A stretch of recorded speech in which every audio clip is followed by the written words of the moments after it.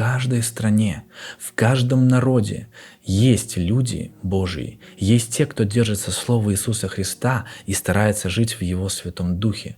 Потому что в том же Откровении написано: когда сатана пустил реку и не смог победить Церковь Христа, и рассвирепел дракон на жену, и пошел, чтобы вступить в брань с прочими от семени ее, сохраняющими заповеди Божьи и имеющими свидетельство Иисуса Христа.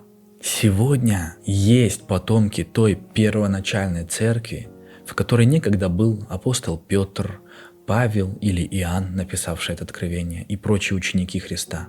Сегодня есть потомки живого учения, не религиозные деятели, не организации, созданные с целью обобрать или наживиться, а те, которые молятся Христу так, как о том говорит Писание, которые стараются хранить и соблюдать заповеди Господа.